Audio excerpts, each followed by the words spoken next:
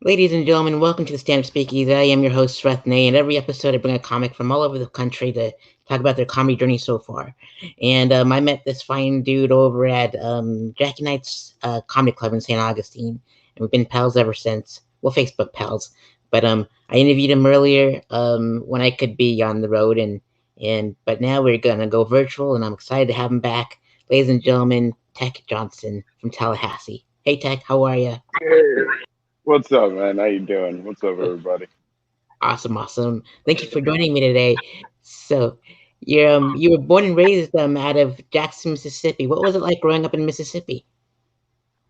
Oh man, it's super weird. It's very different than I think a lot of people think it is, as far as like culture and the way it is. But it's really just a Southern country upbringing. It's very simple. A lot of Southern Baptist family. Uh, it's a very one single-minded way of thinking, but it's also a very humbled way of thinking. It's very chill. It's really fucked up sometimes, but also pretty cool. You know, it's got its moments. I think it's like every other place in this country, but I think it gets a bad rep for the history that Mississippi has. So I think it holds a lot when you're like, I'm from Mississippi. Everyone assumes you're like, oh, you've been through some shit. Like, yeah, but everyone has. You know, it's an every place kind of thing. And But it's a cool place to grow up from. awesome. I've never been, but I've always wanted to drive through there and maybe go on tour and see what happens. I hear the comedy scene in Mississippi is pretty awesome. So Oh yeah, man. It's surprisingly got a really good scene. awesome, awesome. And you've been speaking of comedy, you've been performing for 6 years. And what are some of your favorite moments from those 6 years of performing stand up? Oh wow. I think it's from hecklers that have become like a part of my jokes more so, and that like really stand out to they become like friends that I talk about the same way.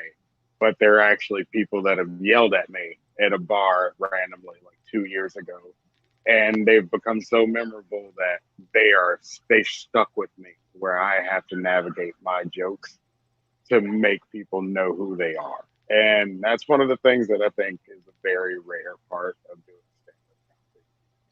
stand-up Absolutely. is oh yeah. Indeed. Oh, continue if you like. I'm sorry for Oh interrupting no, your train of thought.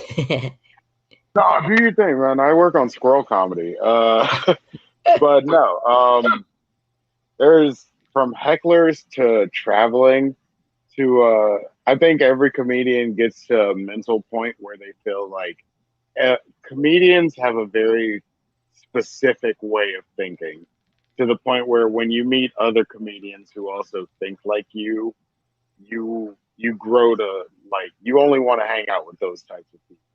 Like you become very intuitive of being like, I really want to only think of people who think weird stuff like me. And it's finding your own like group, you know, because in life you find your own little collectives like goths, preps, like dudes that love like the Buffalo Bills football team. Like anyone has like this specific little thing or group that you like. And finding comedians out of like a sea of random people that I love, that's some shit that sticks with me, man. Like I love it. Every time I meet a new comedian, that's like, wow, your joke is weird, man. You got some trauma in you. Let's hang out. Like, you want to go chill at a Waffle House at 4 in the morning? Like, let's talk about that shit that happened with you and your uncle. Like, it came out to a good joke, but that shit looked like it hurt. Like, and it's cool. It's really it's a serene thing to have people around you that get what you're thinking, but also are able to understand like, oh wow, you got some fucked up shit going on in your daytime, but you realize that you value this 10 minutes of you being on stage the same as I do. And it's a weird thing to connect with people on. And it's very cool to find groups of people where you're like, I like you. Like, because it's easy to tell someone like, I hate you. Like I dislike things about you. Especially in this day and age. It's very easy to be like, good God, you like velvet cake? Ew. Like, I hate that about you. Like it's weird to be like, I like things about this person. Why? Because he's got a fucked up Mickey Mouse joke, and I love it. Like he makes me happy, and it's really cool. Like it's. I don't think there's any other jobs that allow you to find that and connect with people the same way as comedy does. So I value what comedy gave me with Absolutely. I tell my best friend I hate him all the time, but that's our terms of endearment. But it really means that we love each other. So, that. Exactly, man. Like that's how you know you love somebody. Like what happened? I want to fucking kill you sometimes, bitch. Like I love you. Like that's real love. Like indeed, most definitely. And you're the reigning Power Hours champion. And what's the Power Hours and what was it like winning the championship? that was like 2.5 years ago, and I continue to say raining because the show left Florida after I won. So I'm just like, no one else in Florida's won this shit, so therefore I'm the reigning champion. And but it was fun because Power Hour, which was ran by Drew Wayne and JJ Curry, two really awesome comedians that were at the time in St. Mark's and or no, Fort Walton, my bad. And it's two comedians go up for 2 hours and they take a shot after every 2 minute set. And I don't drink. So it was the most terribly brutal experience for me in my fucking life. Like, I wouldn't wish that to people who don't drink on the world. Like, wouldn't wish it. Especially when you're sitting there 30 minutes in and you're like, damn, did I tell this joke already? Like, it's hard. But it's fun. That's another thing I love about comedy, man. You realize you're being changed in some weird, challenging ways, and it's really cool to see what you can do with it. But yeah, Power Hour is amazing. If you're out in San Diego or Seattle, I'm not sure where. If it's still going on and you're a comedian, highly recommend giving it a shot. It's fun to test yourself and see where you're at with it. Indeed, give it a shot. No pun intended. But I don't drink either, so I'm like, Yeah, I'm you just get it, man. indeed. And you're the 2-year winner of the Tallahassee Comedy King. And what was that like winning the Comedy King? Here's the thing, man. I don't doing. I was an only child for a majority of my life, so I don't do like validation well. So when you win it once, and Comedy King is just a bunch of comedians and like really core fans of all of us in Tallahassee get together, and it's kind of like a prom for the comedy scene. And to have all the people that go in and out of shows and have your fellow comedians vote for you and say like, hey man, you were top tier this year, it's really awesome. Like you feel it. And then for to win it 2 years in a row, you're very like, oh shit, like all right, I might actually be good, which is hard to say as a comedian. You never want to say like, oh man, I am good at this, because that's the day you're like, I'm gonna be bad. I have to jinx myself with like 5 years of bombing. And like, it's weird. It's a weird thing to feel like you've accomplished something and people are voting for you. You feel like the president of comedy, which is, yeah, got his Indeed. own mojo. Absolutely. I have like Power Hour and comedy. It's pretty neat. Like I noticed like Northern Florida experiments with like all those cool shows like that, and like the further south you go, it's just stand up, and it's rare to find one of those specialty shows, and I'm missing those specialty shows. Like in Oh yeah, Jacksonville, they man. do it all the time, and Anna Lepley with her drag show. It's like, man, we need more like specialty shows in the state.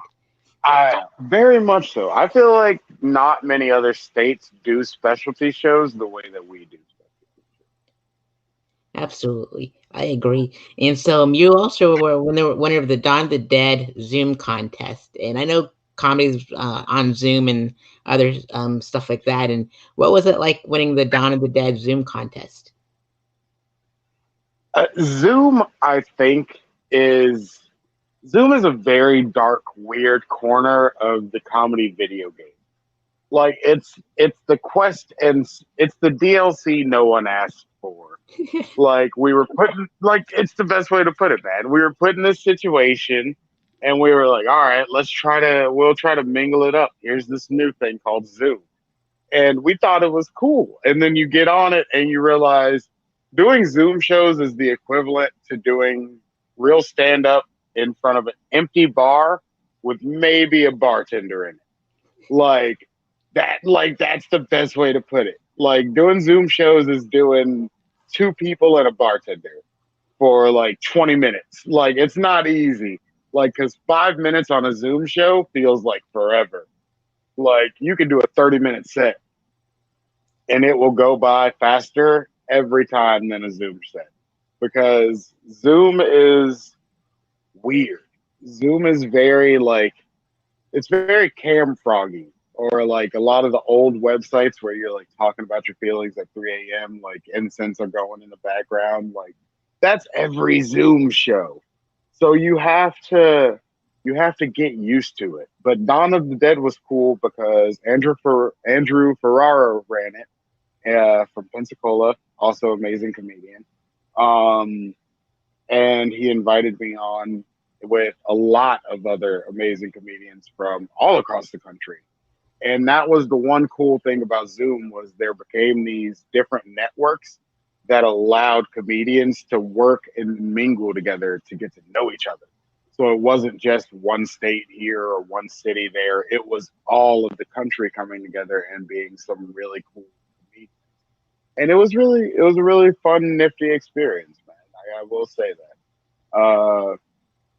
I'm happy I won it because that was after like 3 months of doing Zoom shows and getting like the fact that every other comedian, even I even saw Kevin Hart do it, where he was like trying to figure out how to do comedy in front of his set, and he was just bombing in front of his dogs, and I'm like, this is fun to watch. Like every comedian's trying to figure out how to do comedy in their living room, you know. So I just decided I was gonna just say, fuck it. I'm just gonna do like a weird stoner news report and that's what became every one of my like Zoom shows. Like I would have jokes that catered for pandemic situations in Zoom, but I just stopped. I stopped giving shit. Like, and yeah, that's how you win Zoom. Absolutely. I've done like two of them, and I'm like you said, it feels like 5 minutes feels more than a 30-minute set. I'm just like, this is Very just, just I love the live stuff more than anything. I think right. I'll do like a Zoom show once in a blue moon, but other than that, I'm just gonna like Daytona's open and like most of the states open for stand up, so I'm like I'm glad it's back, you know. So Yeah. you've opened for Chris Kattan, and what was that like? I loved him on SNL and stuff like that, Night at the Roxbury. Uh, Chris Kattan was actually at a very weird time because no one knows when I did Chris Kattan, I actually had a huge cavity in a tooth in like one of my wisdom teeth. So I was in the middle of a panic attack and immense pain and having a stroke because I was about to do the biggest set I had done like up to date. So it was just a lot. And it still turned out really good. That's one of the few sets I have on YouTube and Facebook. I'm really proud of it. Chris Kattan's really cool. He's one of those comedians where you meet him and you're like, you're smaller than I thought you were. Like, you're a tiny fella. Like no pun intended. Like you're not dwarf size. You're like he has the body of a bony 13-year-old. Like, and it's so crazy to see because you're like, you see people that have been on TV in Hollywood and you have this like big image of them because like they're big in your mind. But then you meet them in real life and you're like, oh, you're a 5 foot little three motherfucker. Like I could like you don't want to say shit like that, but you're like, you ain't got no security? Like, oh, what's up, man? Like I thought you were big. I think I can take you. It's fine. And I realized that's a Florida upbringing. Like, every day of the week is a Florida upbringing. Absolutely. When I saw Seth Green for the first time, I was like, "Man, you are really short." It was in LA. I was like, "Yeah, you're really short." Yeah. And they said that about Tom Cruise too, so that was a huge shocker. Because like when you watch him in Top Gun, and it's like, wow, you're really tall in Top Gun, and then see him in person, and it's like you're short. So I'm so glad Yeah, I'm five. you're just like, I'm sorry. Oh, go ahead. no, you're good. Like I'm the same way. Like I'm 5'6". So if I call you short, like I'm like, buddy, you're adorable. Like you no longer get to talk shit to me. Like I don't care how good a long income comedy you have. Like we're cool now, buddy. Yep. Like I almost I'm petted his head. I'm the same height as you, so it's like totally I understand for sure. And so you opened for Doug Right? Stanhope, and Doug Stanhope did like a set at the Turnanog Irish pub where I do stand up. It's my homeroom. What was it like opening for Doug Stanhope? Doug Stanhope was the complete opposite of Chris Kattan because I was feeling great. I was doing good, but he had a previous show there at the venue that we did it at that he wasn't a fan of.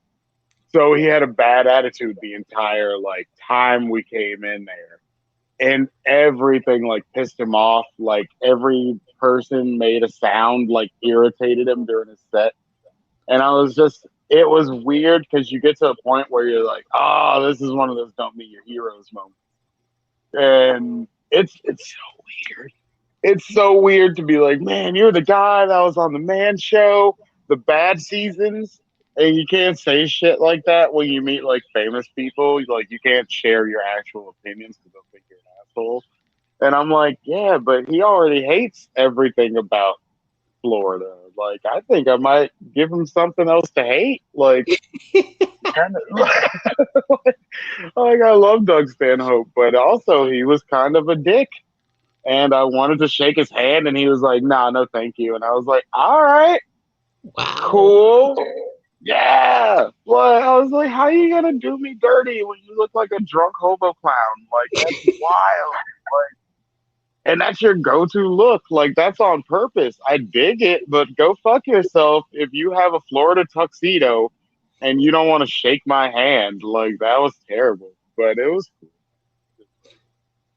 Indeed. There's like it's so true about not meeting your superheroes, because they'll always let you down, and so that's why I only Yeah. that's why I'm like so happy that the Wu-Tang Clan are my superheroes. So meet your superheroes, not your heroes. Yeah, dude. Like I would be cool with I feel like Green Lantern wouldn't do me dirty. Like John Stewart would be like, "Yo, dog, let's get a picture." Like I don't think Luke Cage has once been like, "Nah, I ain't shaking that hand." Like, like what? Like I did a good set, and you're a dick. But whatever, man. Like it was very equivalent to having the Green Arrow sack tap you. like, it was just like, hey, how you doing? Like, all right, that's cool, man. That's one way to go about it. Like, Indeed, most definitely. Well, that's like most comedians. I mean, they're just either egotistical or depressed, and so it's like I don't know. I'm trying my best to be in the middle somewhere, and just yeah, you see, know. I feel like that's where you meet the fun comedians. Like, I try my best to live in the middle of that. And you see those comedians that are very much so on either side of the seesaw. You're like, wow, you were one bad bullet away. Or you're like, wow, you have a kid and a life, and your shit's good. Like, you just happen to be good at comedy, and it's a weird seesaw. And then you see people like me, and you're like, all right, you are all right, dad, but you're also a good comedian and hella depressed, but you smoke mad amounts of weed. And I'm like, yeah, I'm that little screw that you see the seesaw work around. That's where I'm trying to be with my comedy. Like I'm okay with not being oh wow, let's be all PC or oh wow, let's get all weird. Like no, I'm cool with everything. Absolutely. And you also opened Yeah, for man. indeed. You also opened for Johnny Azari. I think that's how you pronounce his last name. How did you what was that experience like? Johnny Azari was really cool because he's a New York comedian. He's a New York comedian that's based in New York, but also based in New Orleans. So it's interesting to see that's the other thing, man. Like being a comedian is kind of like getting a transfer for like a zoo. Because you never know what kind of weird exotic motherfucker is about to walk into your city. And you're like, wow, that tiger's got a velvet suit on. That's cool. Those are choices. Like, and it was just very like ruby red slipper shit. And it was really cool because it meeting other comedians that have been in it longer or have been in like higher levels than you, it teaches you different like avenues and ways you not only want to go, but not only don't want to go.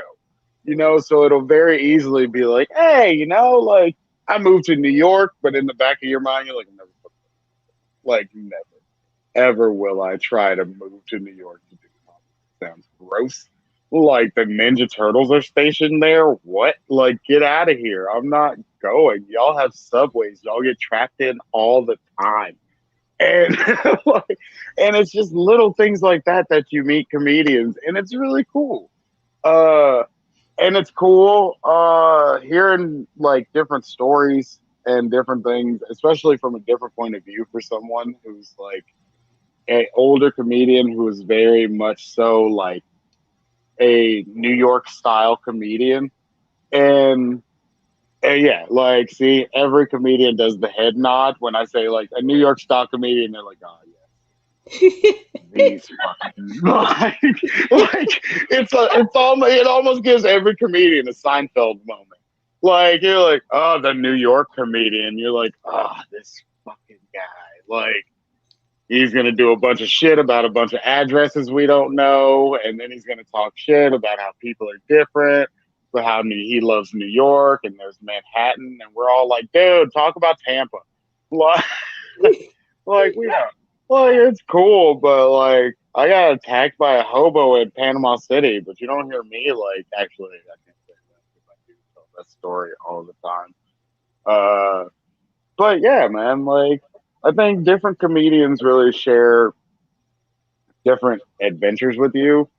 And it's cool to see whenever you see a traveling comedian come to your town and they appreciate what you do and they like you. And that was one thing I think I've had every top comedian that I've like opened with has done that exact thing where they've been very open and very cool, except for Dustin.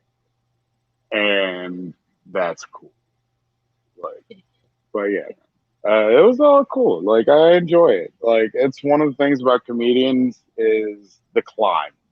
And I think a lot of people feel like they're on an elliptical, like they're not moving at all, but you can tell they're getting tired. And you're like, what am I doing? Where am I going? I'm still doing fives at open mics. And I'm like, just do your man. Hammer that shit out. Stop being consistently okay with it. Don't ever stagnate. Just always try some weird shit. Go on Facebook, see if you can find some weird open mic at like some weird coffee shop very far away from your home. And you just go do your five. Like, go do your weird Donald Duck shit. Like, don't try to do everybody else's stuff about like the world and politics. No one cares. Like, no one cares. Everyone does it. Everyone's got the politics. No one cares. Like, tell a story. Be something real. Allow people to get out of their own existence, and you'll be good. Like, and that's how I've treated comedy, man. Like, and it's been really cool. Indeed. And speaking of Ninja Turtles, I'm wearing my Ninja Turtles hoodie. Yo, that's dope. I did that. That's dope. Very well done. Thank Like you. I love it because no one knows that like Ninja Turtles are the reason why I'm like an obese child because I'm like I love pizza because the turtles love pizza and I'm like 19 years later going I don't even like pizza that much. Fuck. They like destroyed my life. And everyone says I look like a Ninja Turtle, so I'm just like, you know what? I'm just gonna rock it, and just like you Dude, can't rock joke it. about it anymore. So, Like next time someone says that shit to you, whip out some nunchucks and then be like, "How much of a fucking Ninja Turtle do I look like? How much? How much?" And then rack their asses, like, because you're a Ninja Turtles, and Ninja Turtles don't catch felonies. That's a rule. true. And like you know how there's like they're named after artists. I'm like, you know what? My last name is Nay. I'm gonna go with Monet, and that's my Ninja Turtle. Yo, It's like, just split it like Faux Rider. Just, just what's your first name, Mo? What's your last name, Nay? What that mean? This knockout gonna be art and just shit works every time, bro. You are one bandana away from a cool ass life choice that is gonna make it work. You're like, no 9 to 5 for me, bro. I live in Subways and eat fresh. I'm about to beat some ass. Like, And you know I this mean, yeah. the hoodie that's attached to this has a bandana where like a Michelangelo one. So it's like it's so perfect. It's and you see through it. It's super. Bro, you're about to fuck somebody's life up at the next robbery you come across. Like it's gonna be like perfect in like the plot of your storyline and everything. Like it's gonna go together so good. Like the robber's just gonna happen to be like a fifth grade bully of yours or some shit. And it's gonna turn out to be like the origin story. So you just rack his ass. Like fuck you. You're the original person that called me a Ninja Turtle. Like now I am Monet. It was It's just like like, who's that? It's Monet. Oh no! Look, that would be so solid. absolutely, man. It's so true about you doing stand up like far away from your hometown in a weird place and just be weird. And like I'm so glad I live away like an hour away from Daytona Beach and that's like my homeroom and like I do 5 minutes of my dirtiest and weirdest stuff.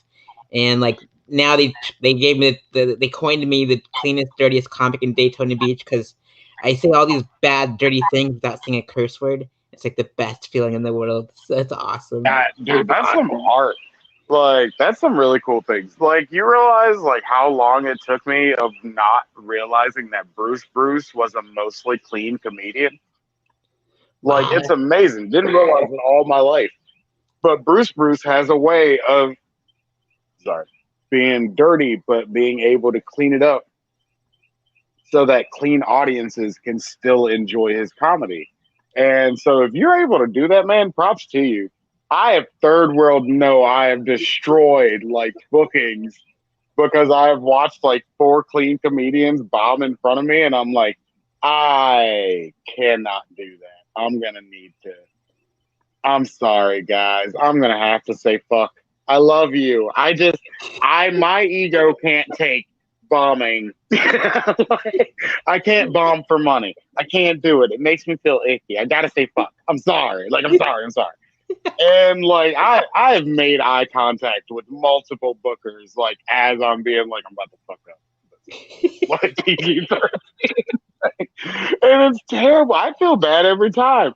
Every single time I'm like, hey man, how you guys doing? And they're like, all right, we're good. I'm like, nah, fuck that. And I'm like, I need to drop an F-bomb. I can't deal with low energy. Like you're not about to make my job a struggle. Like I'm here for a good time in 20 minutes. Like I don't want to leave chunks of my ego in different places. And that's the best way to put that. Like I can't have my like ego sitting at a bar in Panama City. Like, hey, you remember that time you bombed here because you didn't want to say fuck in your Will Smith joke? And I'm like, ah! Like no, like I'm good, man. I'm never gonna be that clean comedian, and I've like accepted it. It's like one of them cool things where I'm like, all right, that's just not for me, man. And I'm Indeed. okay with it. But Most yeah, if you can do it, that's amazing. Like if you get laughs in Florida and you're a clean comedian, you're a fucking artist. So you are Monet, sir. You are goddamn Monet. You are making art every fucking time in Panama City chaos, and Daytona is lucky to have you. Because uh Jesus, I can't do it, man. Like I can't. Clean is indeed. terrifying. Man. You want me to share my clean thoughts? My clean thoughts? Oh, that's rough. I want to tell people go fuck themselves the moment I walk into a Dollar General. You want me to be clean? Like how are you today? If you don't fuck off, like, but yeah, In, man. indeed. And like my other buddy, he used to live here in Jacksonville and he goes, my nickname for you is the poet laureate of Pornhub. And I'm like, all right, that's a pretty good name too. That's fucking art. That see, you were meant to be the Ninja Turtle, bro. Like, don't deny who you are. Like, I won't anymore. You're gonna wake up with like a dude with like 20 knives in your bedroom tomorrow. Like, hey, I'm your mortal enemy. So anytime you want to get it going, look, I'll kill your rat. And we don't mean Takashi 69 either, but Oh God, oh, I went there. He looks dude, like a dude. Ninja He does. well, like Oh my God, he could be like your mutated cousin or some shit. Like, you can Bebop make and it work. Rocksteady. Yeah. Oh, dude, tell me Takashi 69 does not look like the love child of Bebop and Rocksteady. He Like, does. if they were just like, fuck it, let's go at it, and they just had like this weird mutated baby, that would be Takashi 69. Like, we're making you a movie, man. I don't think you realize this, but we're writing the script for your movie, and it's gonna be fucking weird. Like, 2026 better hold on, because I don't think anyone's ready for the Nay fucking Monet Turtle Trilogy. Which Indeed. sounds dope. Absolutely. And so you're known in your stand-up to be your quick crowd work and as well as your high energy, as you mentioned earlier, because you got to drop the F-bomb to get that energy up. And how did that become a part of you like Voltron? Um, Honestly, it just became a kind of. I try to do it the same way other comedians do, where they're like, "Oh, let's just walk it into every set is very like a slow build." And I didn't like that. I like thinking of comedy as like how cars on the highway. And the way I see it is I love a car that's quick. If you can get to 0 to 60, good for you. But you know the car that always like stuck with me when I was riding around as a kid? That car when you were going off the exit and he was just hauling ass going like 120. I loved that car. Like that was the car that stuck in your mind. So for me, I want to be that car. I want to be that car that's like the moment I hit the stage and you see me, I want to already be going 110. And I want to have you right there beside me going 80, going, holy shit, I'm holding your hand, bro, but damn, you are fast. Like, that's how I want to make people feel. So I want to do, every time I do high energy or I'm telling a story that involves low energy, I very much so work to plan around that low energy so it does not feel like my low energy is still not faster than everyone.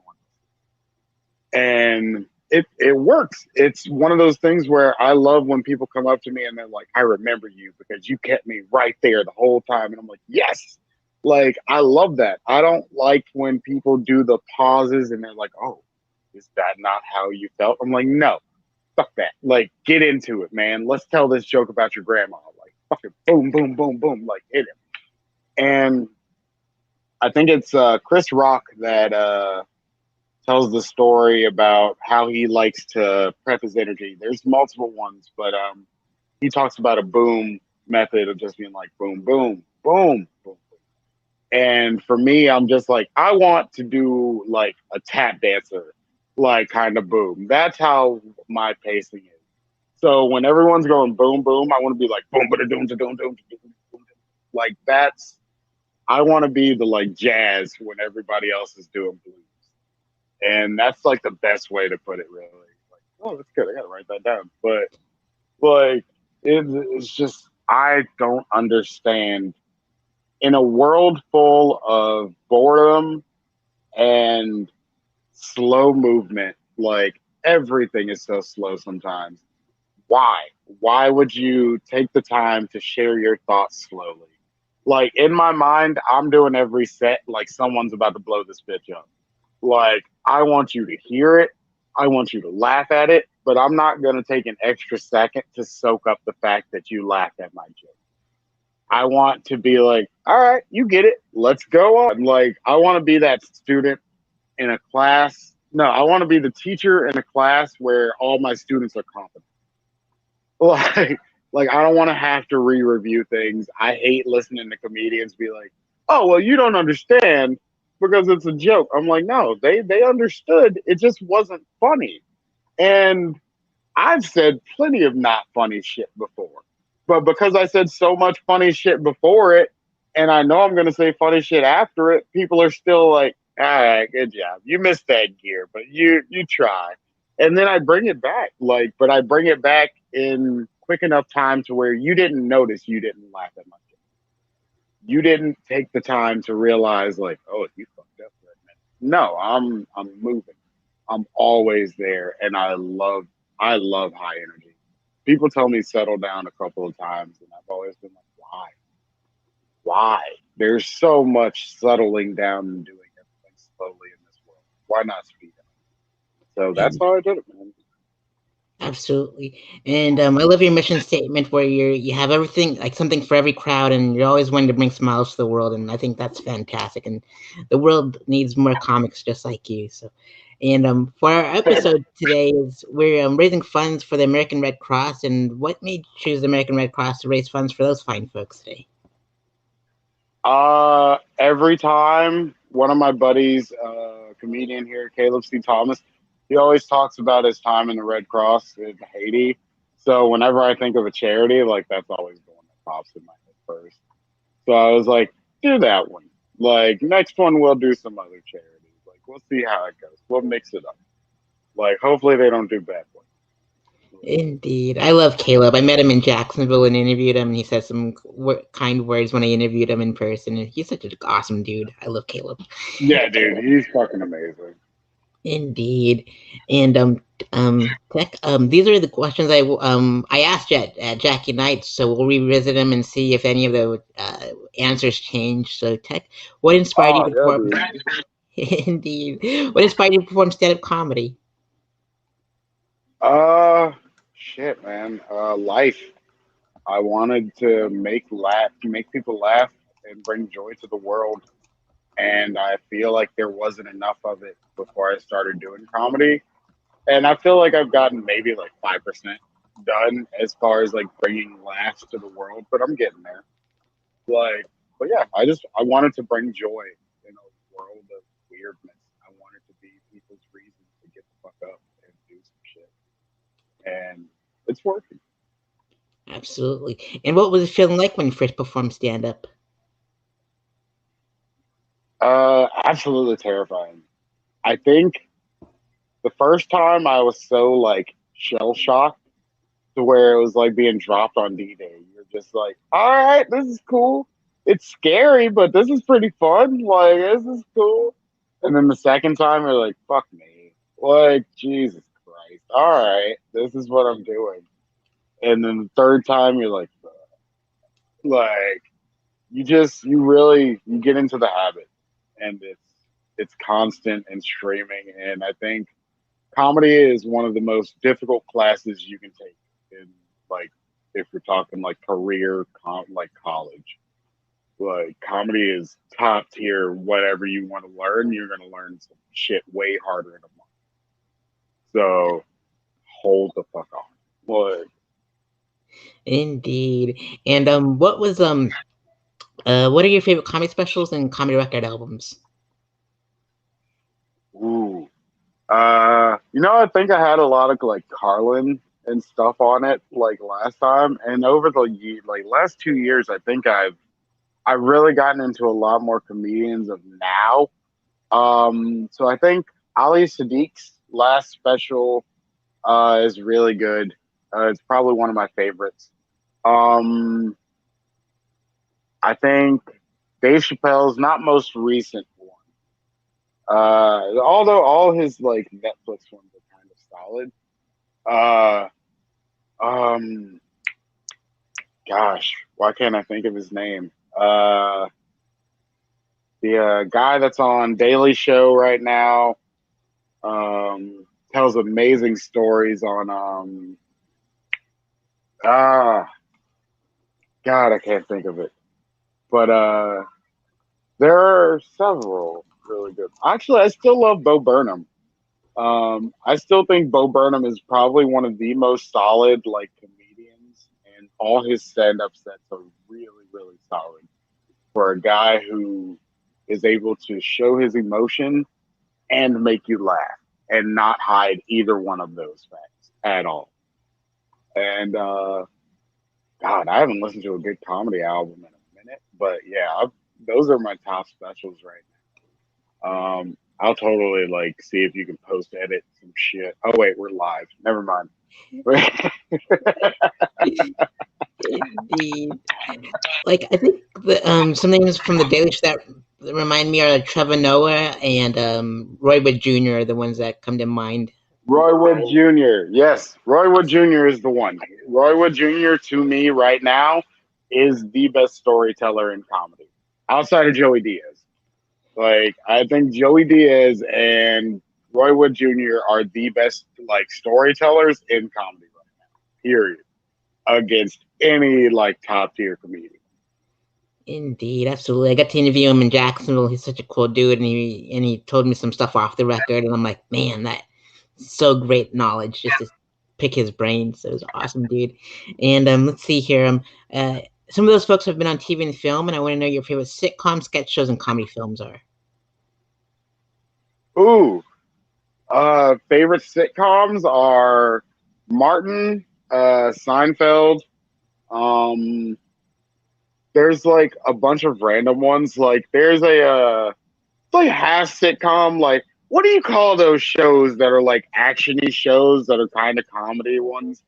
Like I have those are like my golden butter shows, like the Viper show from the early 2000s. Like I used to like the Viper show. And like there's a one show where Pamela Anderson had her own like bodyguard like service. I love that show. Like I still watch it all the fucking time. What MTV had this old show called Spider Games. And the literal season finale was on 9/11, and they wiped away all history of this show.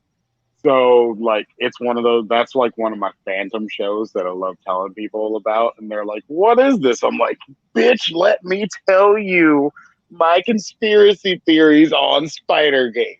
And it's great. My favorite comedy like shows, I think, yeah, like Martin, a lot of like Fresh Prince of Bel Air, like all the shit I've been watching basically on like HBO Max right now.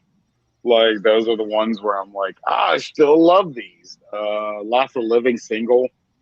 Um, very much so. One day I'm gonna watch Friends to see what that's all about.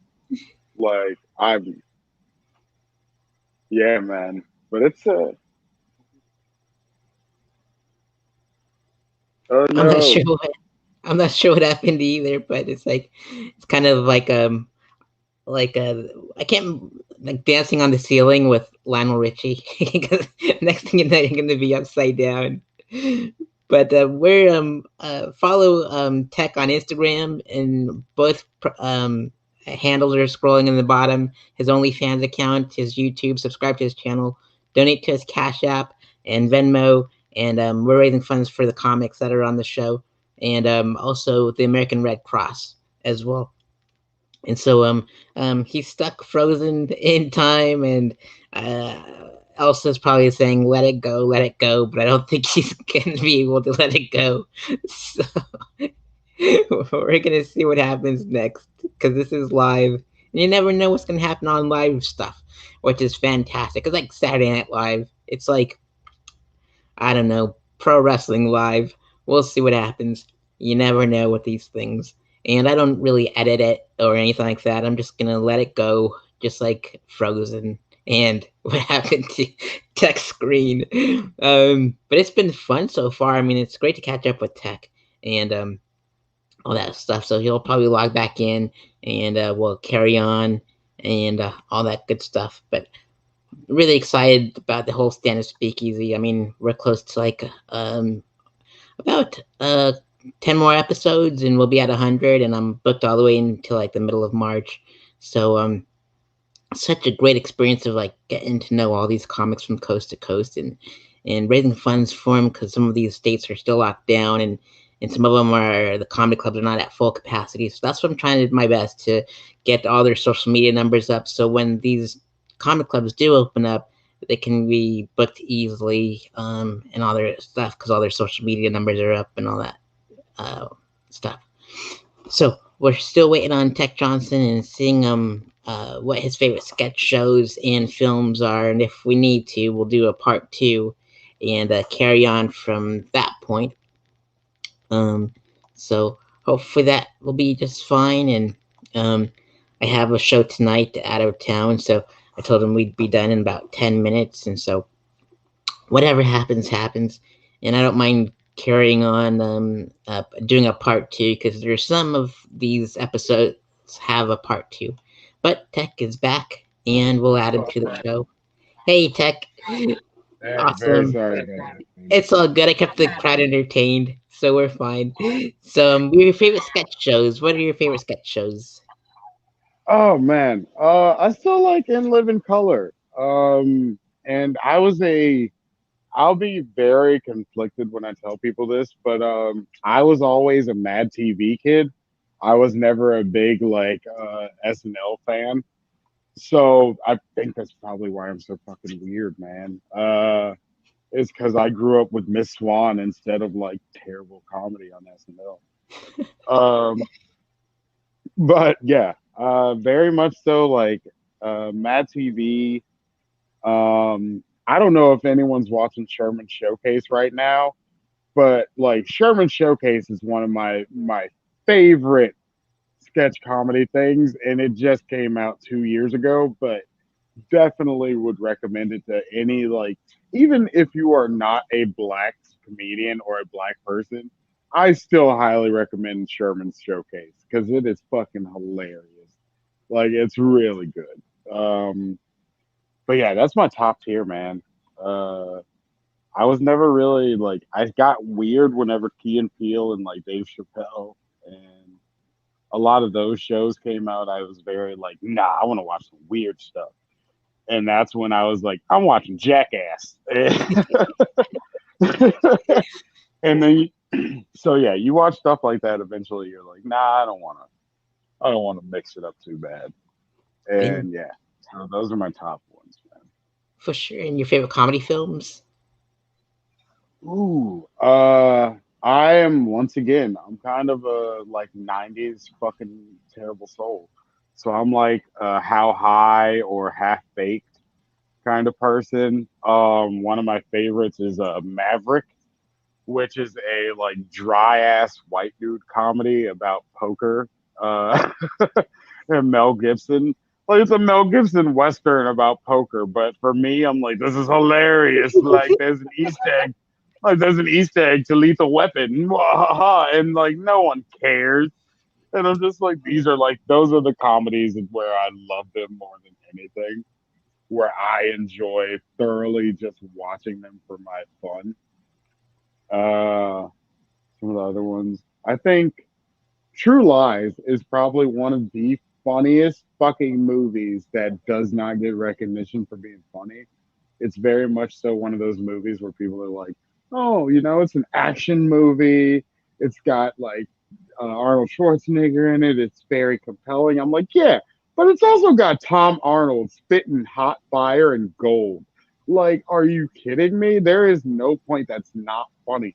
They take the man that is hitting on Arnold Schwarzenegger's wife and full on leave him on a dam to almost die.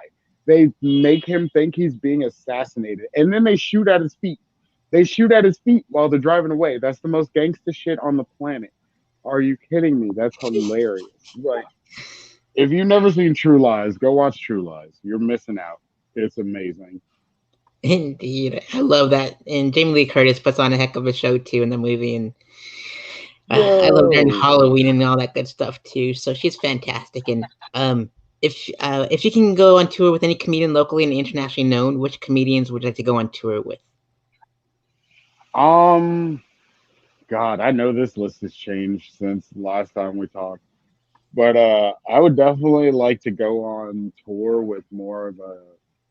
I think Roy Wood Jr. would probably be amazing to go on tour with. Um, Gilbert Godfrey. I don't know why. I feel like he would be fun to like walk into a bar behind. It's like, yeah, I'm opening for Gilbert. Like, no big deal. Like, yeah. Like, wow, you would a bird in Japan, like in Aladdin. Like, this is so cool. Uh, Like I'm a big nerd, so anybody I go with, if you've done some nerdy shit in your past, I'm about to geek on you for 2 days straight. Like I'm just like, what was it like? What was it like working for Marvel? How are you? Like that's how I would act every time. If Jamie Foxx ever came back to doing comedy, I would love to tour with Jamie Foxx because I feel Jamie Foxx did not in any way, shape, or form get put on the like comedic scale. Like people always say Jamie Foxx is an actor, Jamie Foxx is a singer, and like he's recognized for comedy, but no one really wants to accept the fact that Jamie Foxx is a funny motherfucker and also kind of a prophet because he predicted Miley Cyrus's hoe phase 2 years before that shit happened. That's impressive. Like any day, that's once again, man, that's only some shit you can do if you're a comedian. Only comedians can make prophecy like that. I say every comedian is a prophet in some fucked up way. Like, what else? Ooh, um, yeah, that's it. Never mind. And some locals. Oh man, my favorite local comedians. We've talked about Kevin, or not Kevin, Caleb. Jesus Christ. Yeah, he's my favorite. There's Caleb C. Thomas, Evan Rossi, Lori Finkel is amazing, highly recommended, hilarious woman. Um, Rachel Elizabeth, also incredibly funny. Sarah Lamb, hilarious. Just got married, so I do not know her new name, but congratulations to you. Scott Peavy, also amazingly funny. Um, what is it? Who else? Who else? This is my moment. Uh, Baxter Stockman no longer. Julian Pompey, that's his real name. I forgot. I just added him as a villain. But Julian Pompey, also hilariously funny comedian. Wafo Manu, hilarious, amazing comedian. Um, there's so many funny like people here, man. Like I don't think I'll ever be able to be a rich comedian because I'm gonna try to take all my fucking friends with me. Like it'll be the worst thing ever. Oh, it's way better. Indeed. In tech, if you can get roasted by five comedians, past and present, which comedians would have to get roasted by? Get roasted by. I feel Carlin would be able to still do solid roasting work with me because I'm still like a big black dude. So I feel like Carlin like secretly wanted to really get into some shit with somebody. I think Bruce would also roast the living shit out of me because I always plague when roasting on like skinny people being like, haha, bitch. Like you're gonna go straight for fat. But I feel like Bruce would be able to be like, nah, nigga, I'm fat too. Like like I feel like he would be able to meet me on like really specific deep fat dude moments and I'm like, yo, why you make me cry on stage? Like and it's what would I want? See, there's weird moments where I'm like, I want you to roast me and do bad about it. Like, I would love to be roasted badly by like Dane Cook or like Joe Rogan. Like a lot of the comedians that are like top tier. Like you know how rappers like they can rap but they can't freestyle. Like roasting is our freestyling. Like it's very much so like, yeah, that dude could put together a good 10. But have you ever seen what happens when you make fun of him for 5 minutes? He cries like a bitch every time. Like, like it's fucking great, man. Like that's what I mean by comedy. There's some things people can do here and do amazing at, and they're like, "Wow, I did a great 10," and I'm like, "That's cool." But what are you gonna do when you have to do 30? Like, what you gonna do? Like, it's great, man. I love comedy because of that. Like, it's Indeed. so good. Most definitely. And let's see here. If you can, what do you see your comedy journey in the next 5 years? Oh God, man. When you asked me that last, I probably had some really like optimistic like answer too.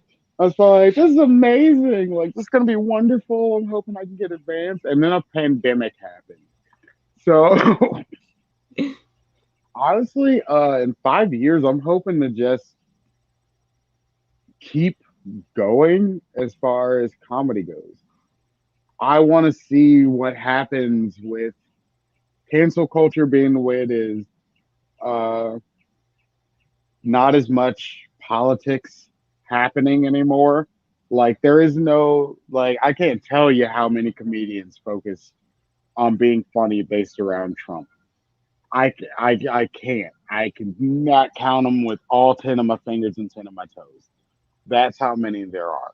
So for there to no longer be that like universal placebo of funny is going to make it very exciting. And I think it's going to really show the comedians of the world like, hey, do you have it? Or were you just funny because the world was so fucked up?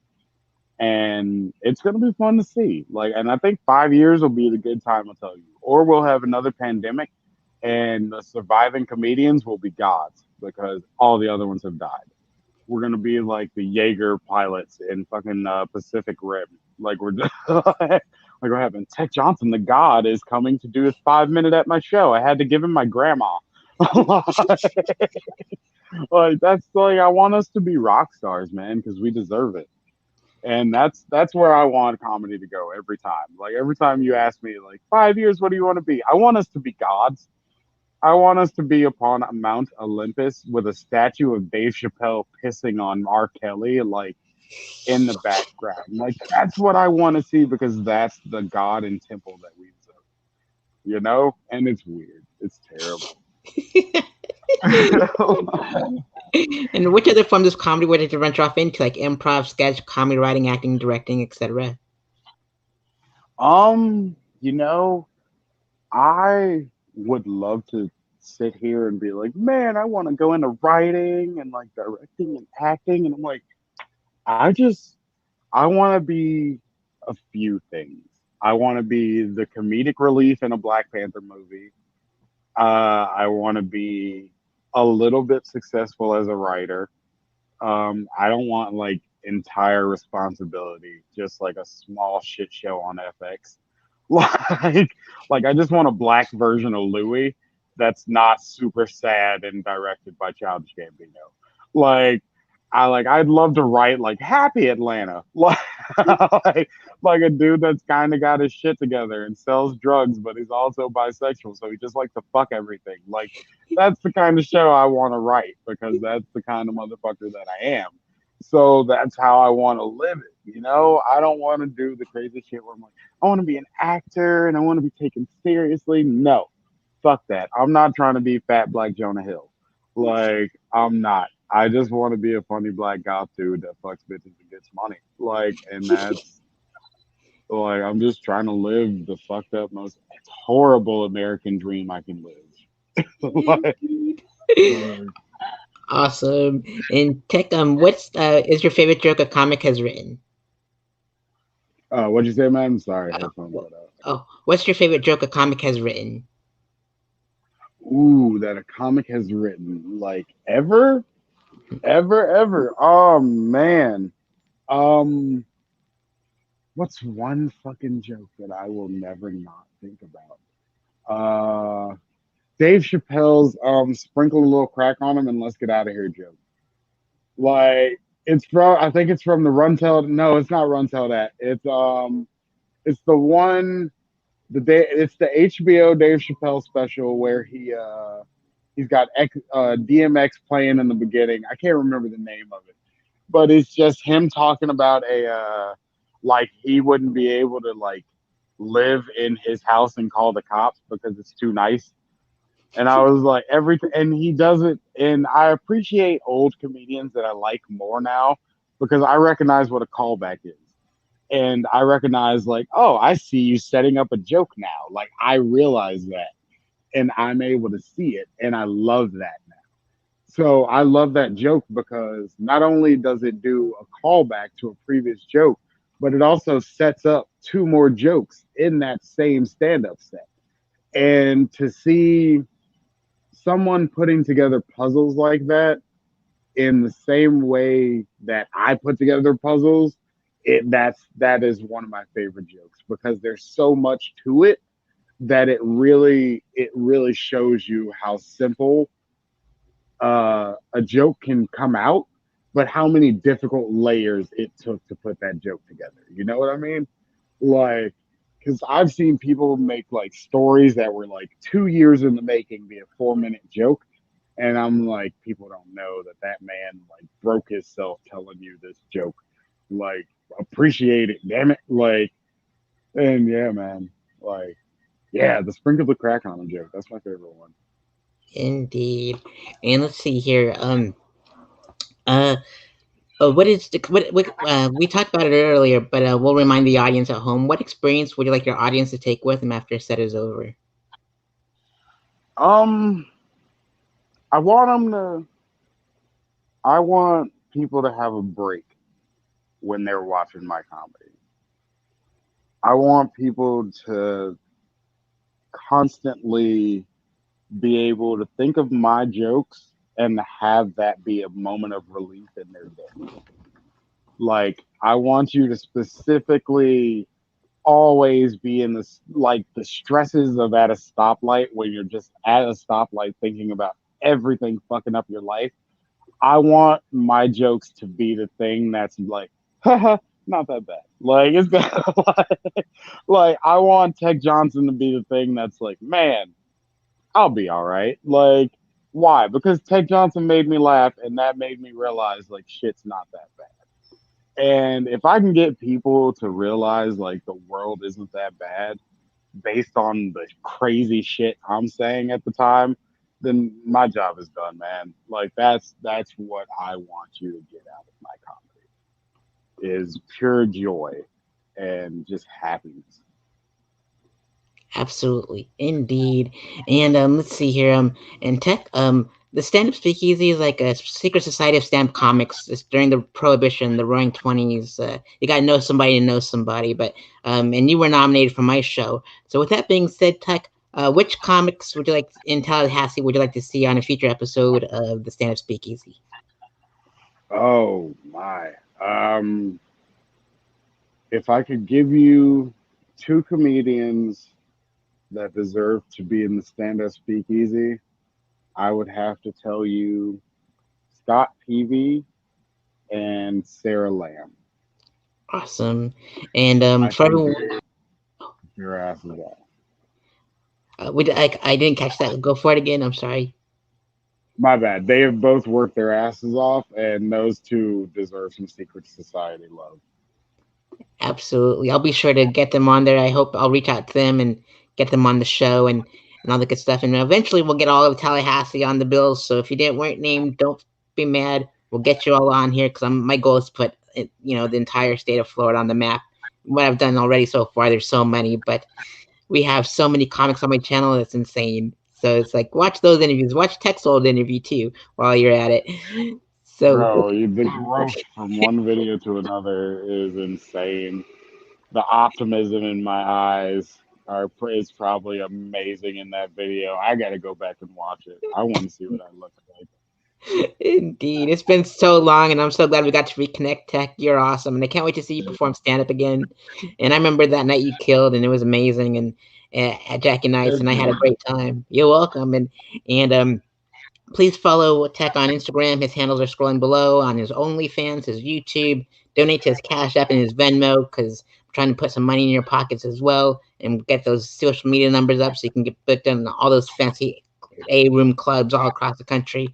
And donate to the American Red Cross as well. And so with that being said, Tech, are there any final words you'd like to give back to the audience at home? Uh, I love you guys, and it's Friday. Y'all did it. Kick ass and have a great weekend. I love y'all. Come hang out and see Tekk Johnson. Thank you, Sareth, for also you are my new favorite fucking Ninja Turtle nigga. You the only one. Monet. I'm about to confuse a lot of people when they ask me who my favorite Ninja Turtle is because they won't know who the hell I'm talking about. You that legit now, Monet. Like you no longer Sareth. You are only Mo, and that's how we gonna go from now on. I would be honored just to have you call me Monet. I'm all for it. Thanks so much, Tech, for being Bro, on. that's so cool. Oh yeah. You're awesome, and I can't wait to see you perform and be on a bill with you later on down the road. It'd be Sounds fantastic. like We're gonna give it to them raw, so it's gonna be like WWE on Monday night, so it's gonna be pretty fun. Yo, we can do like the colored like Hardy Brothers. That'd be cool. Heck Just yeah! like we can instead of the Hardy Brothers, it can be like the Life is Hard Brothers. Like and I, just put like a little semicolon or something, like Life is Hard Brothers. Like it, absolutely. I'm all ready for that. I'm good for that Monet tour. Let's do this up. bro, let's do it. Indeed. We can do some on like NWO from old WCW back in the day. Like, Heck yeah. Wolfpack or Hollywood, it doesn't matter. We'll NW the heck out of it. So oh my god, that was such a. That's how you knew gang life was gonna fuck up the youth. Like, there'd be full fifth graders being like, "Oh, you rep a Wolfpack? You about to get fucked up?" I'm like, "Nigga, we in math class. You got to still this out." We talking about Hollywood? Like, what are you talking about? We're from Mississippi. Neither one of us are near Hollywood in any way. Why are you so mad? yeah. Oh man, I'm so glad I perform in Daytona Beach now because that's when the whole thing went down at Bash at the Beach, and man, Right. it's so cool to be like just blocks away from the Ocean Center. It's awesome. I feel like that story could stop a fight in Daytona. Like, you'd be Yeah. in the middle of getting your ass beat. You'd be like, you remember that time Hollywood Hulk Hogan came out of nowhere and then Sting rolled down the shit and he'll be like, I can't fight this nigga no more. He was there for it all. Like, he was there. Oh man, long live Macho Man Randy Savage. She got hurt bad at that. Hey, my man. I feel Indeed. like all the that's how you know like the youth is gonna not know what hit them like because we're losing all our wrestlers. Like, bitch, you kids are valuing nothing. What are you gonna be sad about when a TikToker dies? Like, get out of here. Like, Steve Austin dies, Texas might explode. Yeah, Like, indeed. I'm so glad I got to geek out with you for like this hour. It's so much fun, and it's oh so awesome yeah, man, speaking about wrestling and comedy and stuff, and Ninja Turtles and all that good bro. stuff. Like that's how I want every interview to be, man. If you're gonna be hanging out and talking, I want us to have as much fun as we can have. Life's too Absolutely, short to not be having a blast, Monet. absolutely. I'll Tech, be your fucking Alfred, bro. Like I got you. you the man. I would be honored to have you as my Alfred for sure. Awesome. I So appreciate you. Thank you for the time, man. you're welcome. Thank you for your time. It's been an honor, and I can't wait to see us rock the mic together. And for everyone else at home, be safe, take care of each other, and we'll see you on the next episode of Stand Up Speakeasy. Be well, everyone.